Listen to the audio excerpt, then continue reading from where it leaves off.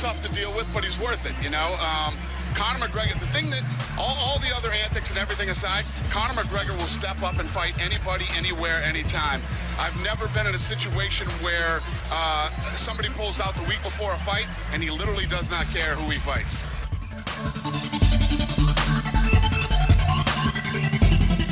Obviously our first time going into MSG, and it's been such a big deal getting in there. I wanted to make sure that when we went to New York, we delivered. 3 incredible title fights, plus the rest of the card is packed with ridiculous fights, including the main and co-main event on Fox Sports 1 that night for the prelims.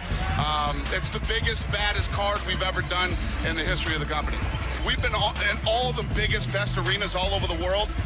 Madison Square Garden's a big deal, you know, all the legendary fights that have been held there, all the legendary events, and we actually broke the gate record for Madison Square Garden. So, so far so good. I'm excited.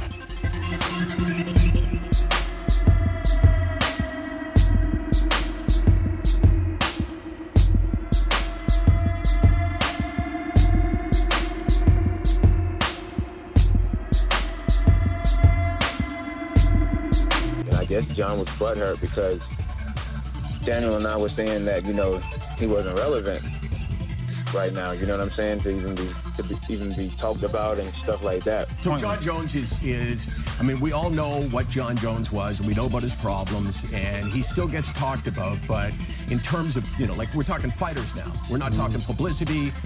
He's not relevant, is he? No, I mean, because he's not fighting. What made him relevant was the fact that he could fight, and he could fight well. He's not fighting anymore. He's a normal guy. He's a normal guy that did a lot of things in the past. He's any other guy that at this point is retired because he's not in the game. People when they ask me about Jon Jones, because you were supposed to fight him. I was, and when people ask me about Jon, they're like, "Yo, what's going on with that guy?" They don't talk about his athletic ability anymore and his greatness inside of the cage. They talk about his problems outside of the cage. Nobody's perfect. We all have had our problems outside of the cage, but his is just.